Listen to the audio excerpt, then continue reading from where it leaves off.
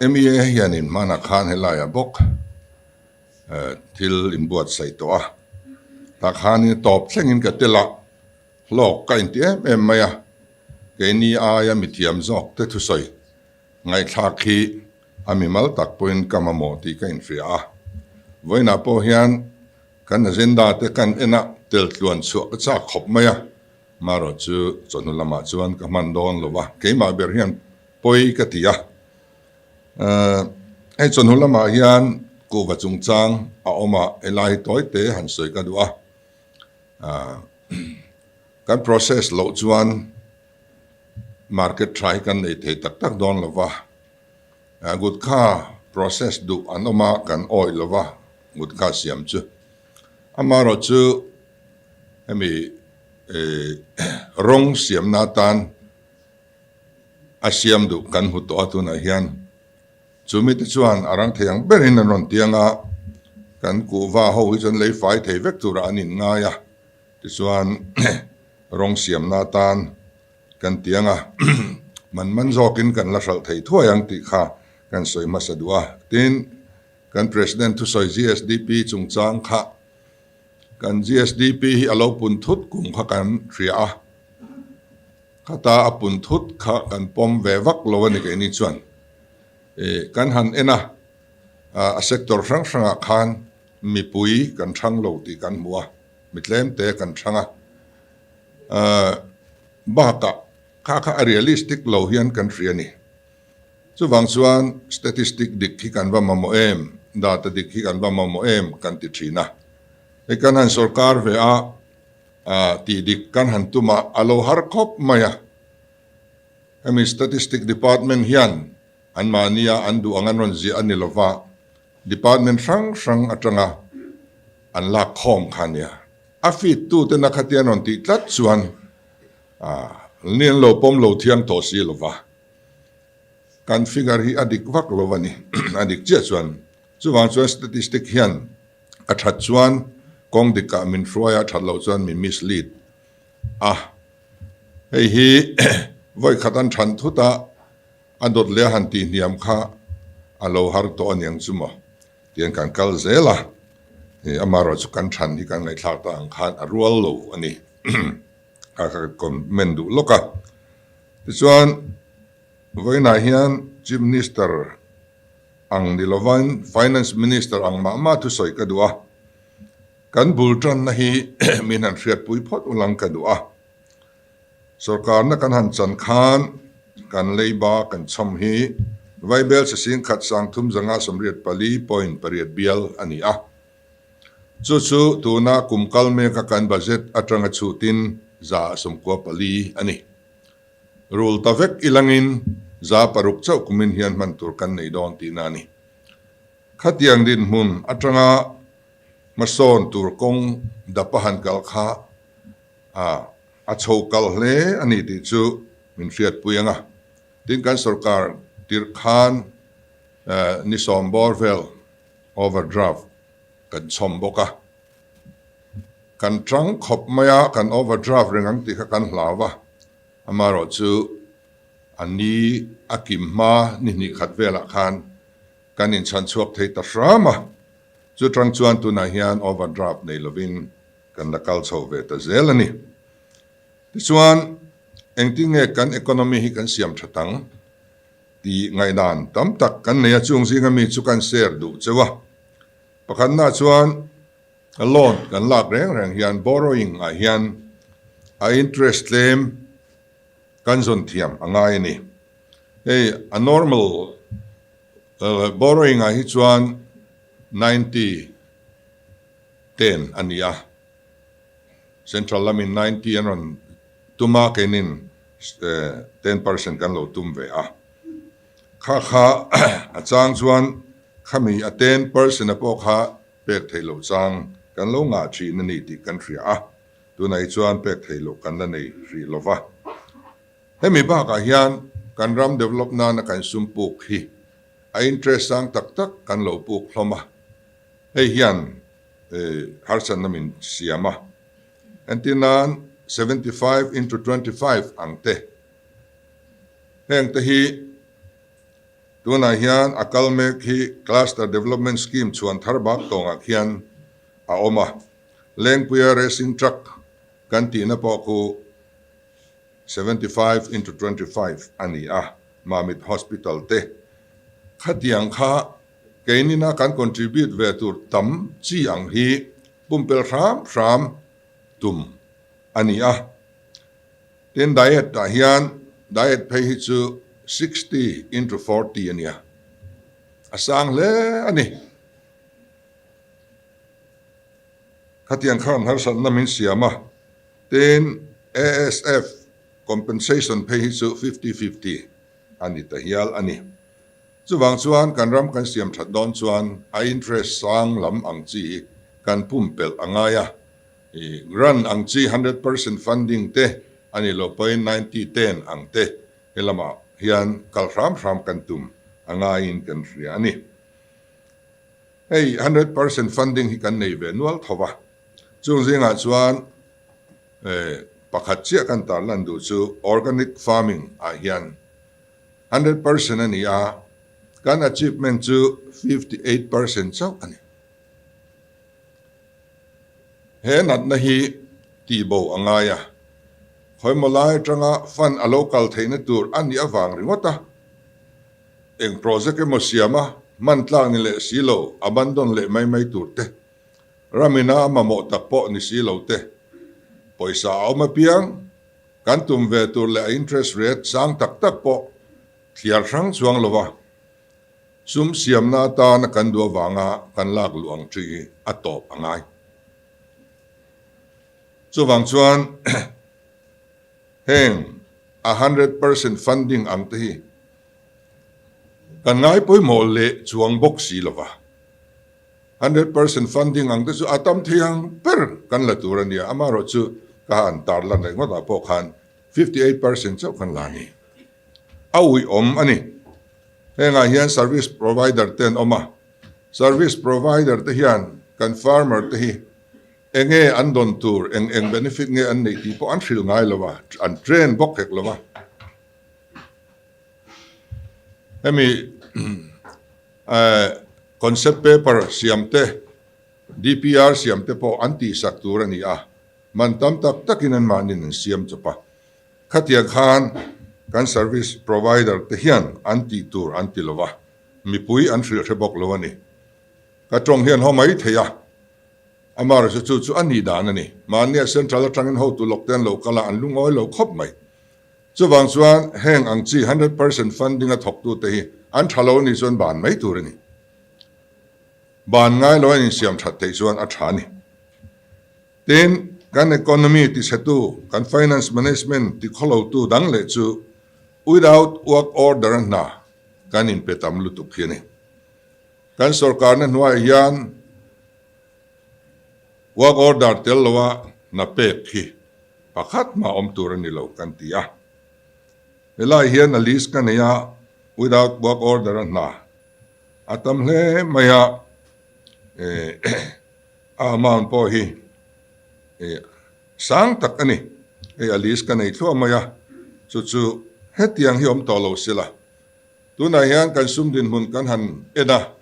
zanda chari vela chuan voin ni zela kan sum din mun hi kan ne na lo thleng ta thina ti chuan kan ziom ve ta e kan han tia anu loka bil alo luta sarkar record om reng lo administrative approval po lak ni lo expenditure sanction po pek ni lo work order po om lo kan lengpui airport kan juk sakdan ang chite var bala thu in pe ka tho top mai an thok zowa abil an claim ve a an seng trau sia kan pelo thei si lova kan pek lo chuan an chet pui don sia khatiak chi khan kan sum din mun hi min thria tir dik thei lovani voina kan din mun nia kan thria thi atu ka khatiang kha local le alo dang lam le thina kan rule zo to mo kan ti nu rule tur alo om le thina chu tiang ang chi hi kan pumpel angai ten sum aman na tur adong tur ten hena hun bituk chunga kan pek lo awanga penalty interest kan pek hi atam em ani tichuan hey alis kan nei a noi sang chuang zet a hrim na awanga kan choi hi amani penalty interest hi central atangin suma lo lu ta sutiang khatiang chungin SNA in transfer turani ti te lo nia min ron monitor vek to tu na chuan KD khan transfer si lovin aman na tur ni lova thil danga kan lo dai wa tawak waka tichuan a dong tu turin adon si lo chuan penalty interest kamin thing ta thina chu nuai sang chuang kan neya tu na hian hi kan rul ngat ani a detail chuan soilo mai ila ten kan economy ti chatu le kan performance ti chatu dang le chu contractor te ne na agreement kan zia dan ni a fu tok lo ni ka trongan lo ngai huani poi ngai ho mai sela contractor te ne na agreement department te nan an siam hian sarkar chan hi a chaw sa em thin ni contractor lam chan kha avong ngal ringot chumi om zia chu contractor a hlok chuan aman tang anom ve don aniang ti kharin theingal ta chu tiang tura duan agreement chu kan na ani entinan helai sairang kong phei te po sadguru hovin an siama this one a defect liability period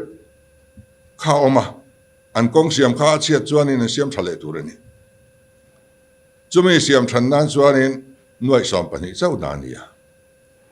nuai som pani chuan thui kha asiam that thei lo reng enga tinga chu tiang agreement is kan lo siam ko ta han kal don la contractor ho an chak jok don ti riat sa reng agreement kan nia hei hi apoi mo apoi em ani tun huwa chuan agreement kan siam reng in sarkar chan a thatheyang bera siam to tur ti hi kan thupui ani a anang le chuan scheme kan siam reng hi central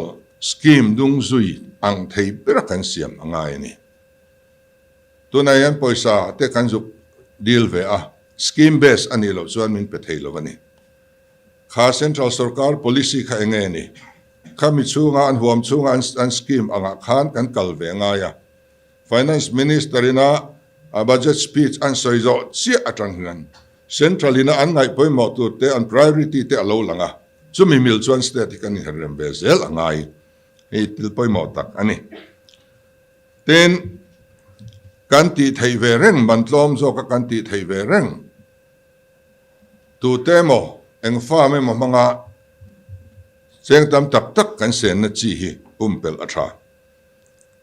entinan mirsak te kan ne ya NIC te kan ne ni heng mi te hian thil tam tak athon te man tom te in min siam sak reng ani he mi te chortur anom reng la ya tu te fa me mo va chor trala sum tam tak va sen ang chi hi thil lom thin dan ania hi aum to tur ani lo kan ti ani ten kan procurement rules 2020 hi siam that angai kan ti boka achan chu tuna chon jem kaltlang lo chuan lei the ni lo te kan han ti a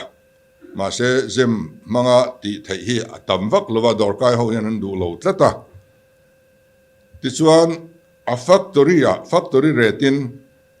khami factory gate rate khan thil lei thei tam tak hi oma chu kan procurement rules hian in lo phal lo tlat mai ni atiang rules kan nei te tlat hi amak khop mai en ti nan transformer han soi tai la transformer hi tu ten he na tang in mo kan leya second hand te hi athar angin kan leya man sang tak takin sarkar suma hek em ni tu na hian transformer kan han le ve dona factory gate ratein tlom de win thalu tuk thar far le tur kan riani nimasela kan le thei tlat lo he procurement rules hianin a phal tlat lo ni chu wangin hei hi arang theiang pera amen tha in kan ria a kan ngai tua mek ani chu ti chuanin atlom theianga thil zuk le kha kan tum ani ta a anang le chuanin kan kong lai hi enga tinga tlo em hei kumina phei chuan sum man na tura kan lo in ro man dan ang zong kha aron ti khobo vek ani zan lai a zan tho lo thei lo ang chi tam tak chiat na kan to ka apoi em ani NHIDCL te ngai poi na an kong lai fur khat po dai lo te kan nei ni chu wang chuan man ni khan pu gatkari ne na kan kong lai dan system ti dang lam ka nge na tuna kan kal dan hi chu conventional system in bituminous pavement mangin kan tia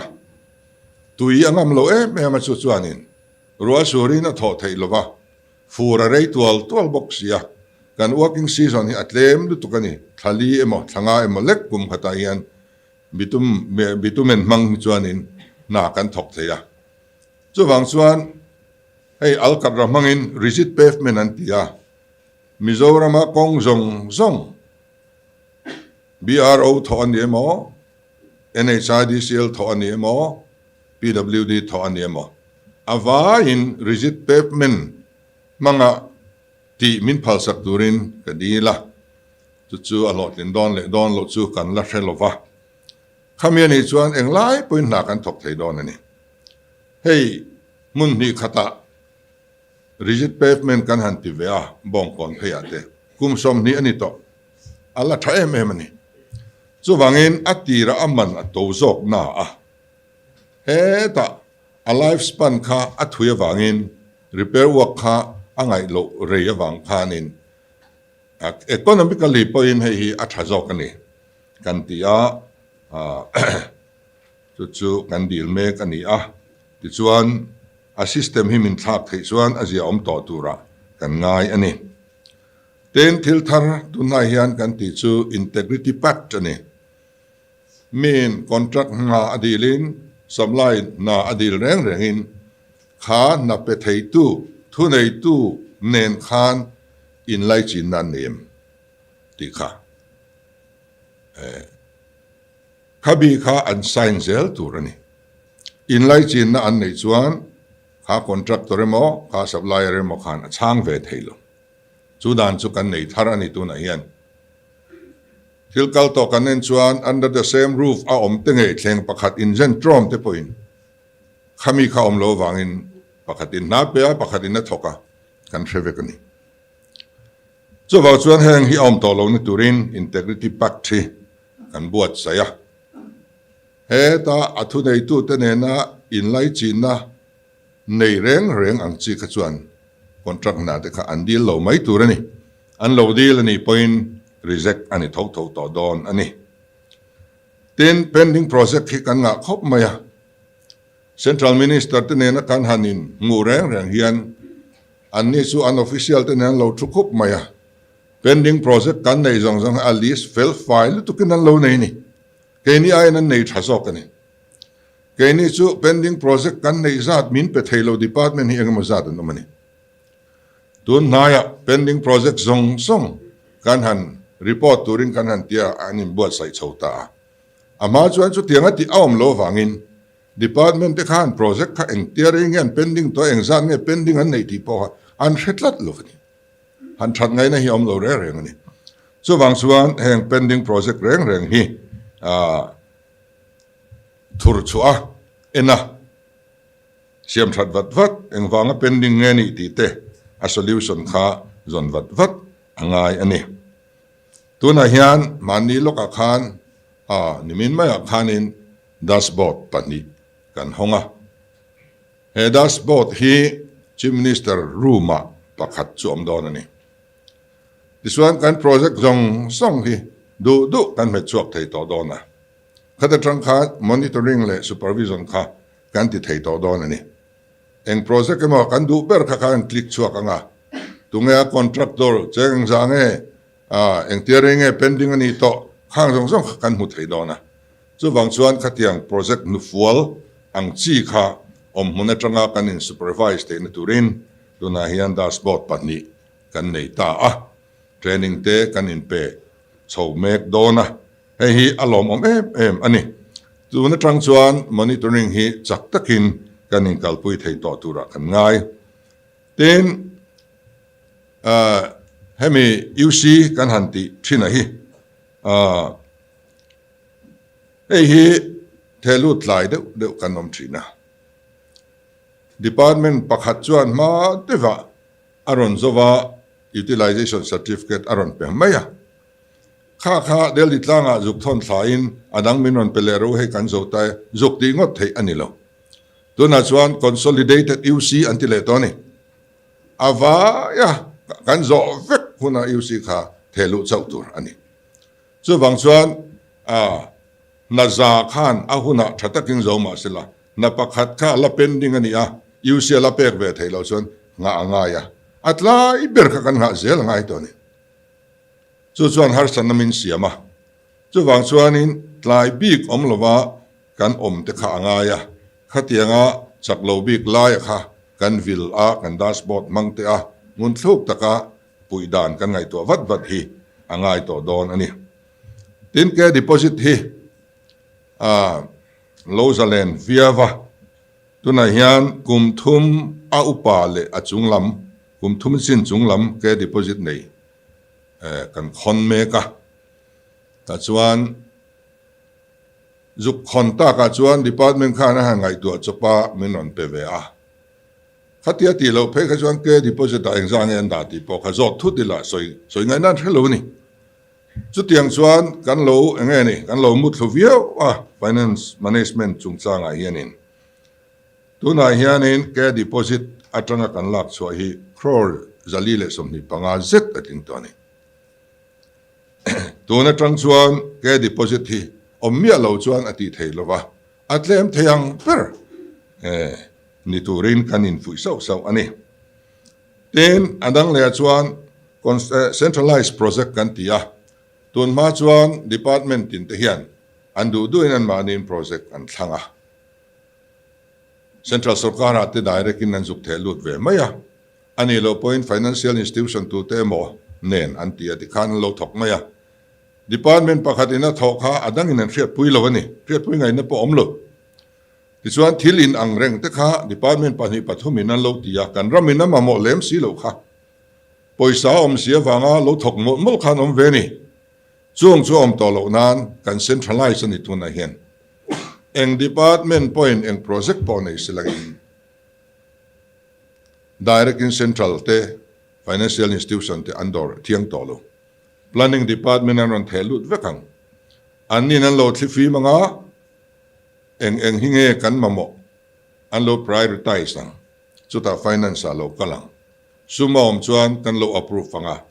department abok kan pelet lenga an thokang chu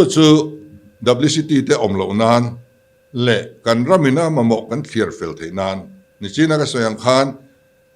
kan thove tur te kha somthum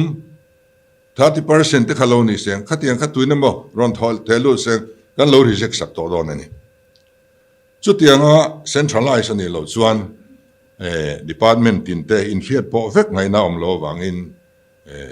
trangkai zo ka kan sum te mi puiten an mamo na nga kan pek thinan hei kan hanti thar boka chutiang chia chuan CSR po kan centralize ani CSR cell hi chief minister office CMO wa kan din fel to vai bethiam deu te chuan sina en company mon zu kom hewa CSR non muchuak ve mai thinani kha CSR sum kha lo chuaka ka thok kan cha ka wangin kan zuk la chuak thinin alanga kan ramina mamoem mi puita na tangkai donem ti ngai tu na om lem lo heti za ka dil chuan chuan ke in ka thok nga chu ti zat ka le panga ti mai me ni heng hi om to lo nan tu na chuan CSR kan centralized to CSR reng chu ramin amamo project ka man anianga khang kha chief minister office kan thok don ti nan reng lo pakhat ma kan thok lowang a concern department kha kan pele mai don ani amaro chu a lot clear fel kha angai ni ten kan lei budget report hi department tin kan ko chuan menon penual to department chen khatin engzang len bat po anin thelovani kha in zo na te alom ngai lo wangin ti khan lo thut pui ve wang ringot maya tiang he dik lo ni kan ti ni ten contract na hian building vela hian tuna kan tho dan ang ni lovin prefabricated steel structure hi hi imang ram tong utin kan in fui hatia prefabricated ani chuan na chak me mani a thabok na chia khom thei tak to lo tin arrang ani khatianga ready made omsa han bu zung kha ani maya chu iwar tiang kan tia chu anin kan ram development kongro asut viau kan han base ya ten tun na hian service review committee kan dina department tina loin din ro kan tia hi khau deu le kalpui kan tum kha service review committee khan an department a chortlak mi alo zungol veite khatiang chi le efficient lo lutuk eng na ma thok thei si lo tuem mo wanga sarkar na ro lut ve tor khatiang chi kha ban tir na turani department tinin an nuai thewan na thok kho an lo en dikanga thok zel tlak lowan ngai kha chu compulsory retirement kan pedona tuna hian amun chu ka soi lo mai nga kanin dai lo an tia police enjang ei nei ka tia anan soya a number a chone nin dai ni atige heti za din nei se nin dai lo ka tia heti za hi drug addict an nia heti za hi zungol ven nia ti tamai ni sortlak reng lo khang sarkar sum senga thatin lon lak ve kha atul lo mi pui rong bol na nia rong bol tutlak in rong bol na chun khoi turani kan tiani ten quality control hi kan war to dona tuna hian Mizoram State Project Monitoring Committee kan dina ko fran ai o anon tela MPFI anon tela MKHCI o anon tela Congress I o BJP I o MNF I o antel veka tin kan tlongal ngai polte I o antel boka tin tel o makan ngai lo ni thar ang chi te chu heng association rang kai tura kan ngai te chu kan thun bel zel boka hei hian project hi an endika thuangli in an intense sama an endik char ni na beran nei ta an endik malen indik no chu en thau khop mai na kha athale ni amaro chu don ma tanga kumni kom thum kal to tanga lo tho te ani tlang pu wangin an le ra tanga han thua tha thei kha an om bak to lova thiat le vekte a chi to bok si lova en tinge kan thom tha tang tiang vel khan advice an pe a poi khopa tuna kan monitoring committee ina an buai pui hi chu tun mathil vek alani ri hei zo thoi kan du luati hai poisa pe kan langai theu boxi kaini hu na tang hi chuan atira tangin kanin monitoranga tiang ang hi om tolo se kan du he monitoring committee hi kan phure ema an vai hian kan phura a thab bo kan thanem khop ani chu tiang chuanin na tho a thalo kan han ti hi chi kan han endik chin chu he laya adpr siam tu khan a vilzui turani lion an vilzui mi alova vilzui thiam pon lo ni lova khatiang khan lo ni ti chuan an kalkali lan local mai hlama contractor te kha chu chuanin na kha ti cheta thina chu tiang om to lo nan chuan na thar atang hi chuan quality control hi ngun ila vil char to ilang kan tia khatiang kha om to lo seng kan du ani tuna mek lai hian kan luat hi hai em maya a quality a thalo sia poisa a hek box sia hei kalpe vat kan du le to ani then austerity measures kan han la a kan facility te kan ti tlema heng austerity measures kan la ka keimani ka ha in rek na hi sorkarin amalti ani lova a ruling party in amain ati ani lova General Purpose Committee Assembly akian oma GPC kan tia chuta chun party tin ayo an omani chu wa chuan kan savaya kan rel ani ti kha khiat turani motor lei kan han khapa chu ruling party policy ani a kha committee a party dang om te khan min pompui awangin kan ti tlang theya min pompui lo chuan tlang thei lo ani chu thil lockdown ani ya chu wang chuanin motor kan peto si lova loan tal la sila motor tel lo nom thei si lowanga loan la ki phal sakang vehicle loan la ro se kan tia chu kan zawa in kan rem tia khata khan in pu big thei ani lowa hengang chi re kan facility chungsang re rang chu GPC a party tin telna kan rel howani ti kha kan soi chiang du deu boka hetianga kan han ti awang hianin tunai chuan kan sia om tavia wa healthcare ba te po kan han rule theya pension hi Bible says ani som sari vel alo tling khoma ta chuan Bible says ani som nga paruk vel kan clear to a tuna hian pension hi chakle zola kal thein turin heta athok ho a khoi tu te hian office awara an tho ba ka an in lama an ho nanga zana te singa ten thokanga so ta chuan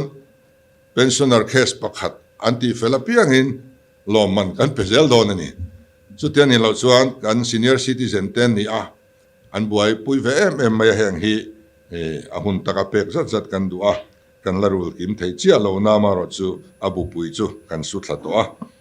ten power hian min he em a kan electric chutman hi mi puite na bil kan choya kan ba ve ngai lova ma ro chu sarkar chuan abata thina chu ahuna pek lo chuan sarchar santia abilai tam kha kan choi ta thina chu tianga kan bil ai tam ahuna kan pek lo wanga a hremna sarchar kan pek hi nuai santel ani awi omani kha chu wang chuan kan poisa om chun ang hian a pung ne na pek le ngai a tho ai chuan tu na hian i mang teng kan tia kan han ti chara vai bel sa jali songa chuang zet kan clear to a tu na chuan a hrem na kha kan tong to lo ni sarchar ka om to lo abilang ang khan kan pe a tin a huna pek ma chuan rebate a om boka rebate po hi voi ni khat chu kan mu thei to ni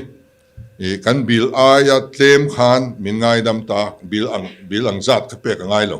aya claim khan a huna kan pek chuan om theya chu ero chu muzat zat thei tur chuan in transfer kan langaya alahar sa ri deuh leka kan mu chang omanga kan mu lo chang omanga a hrimna pek lai wanga hrimna lei choya kha chu kan nei talova nei lo zel po kan in huamani tu na hianin ten PMGSY bill hi contractor ho bill hi ba i tamviawa vai bel se zani chuang zet tu na hian kan clear sak to a ten police DA kan clear saka ten election bill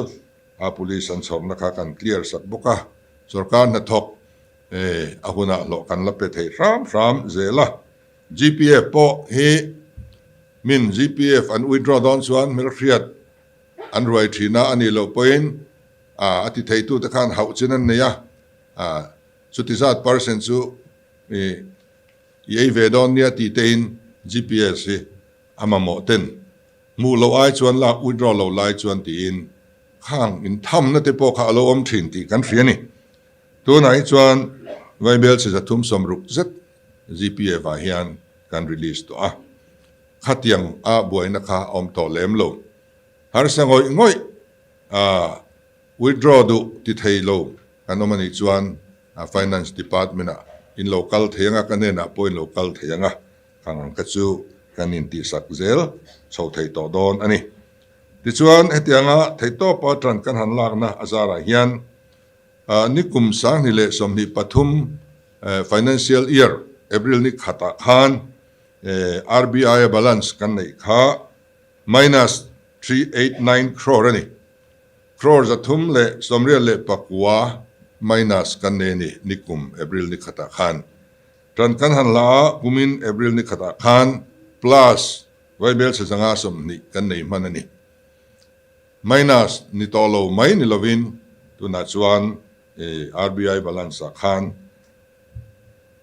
April ni khat khan waibel se zanga som ni balance kan ne ya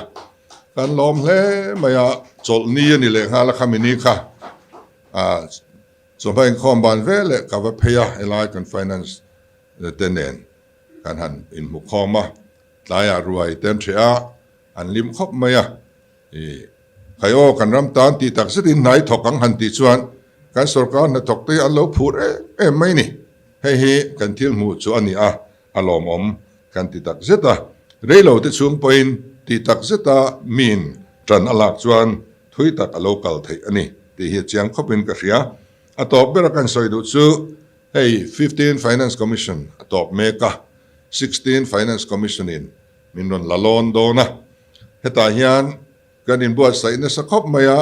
finance commission sel kan dina ni be charchar ani tuna hian eta tlang ram om zong chief minister te in thurwalang te kan tia thil nor tur big finance commission hian isiamang te kan tia yang chuan kan ti meka heta hian thuron min pe kan du khom maya voina lo kal khom te economist tiam tak tak te inia scholar tak tak te inia 16 finance commission hian tu da tra kumnga omle tura kan budget tur hi an buat sai don awangin tu da chuan hei poilo thelu tel ve te wa hei lo ngai poimo ve te wa in tiang ang kha kan in hongren finance department tu ne na po katiang rot na kha ron thelu zel turin kan som chu ni kalome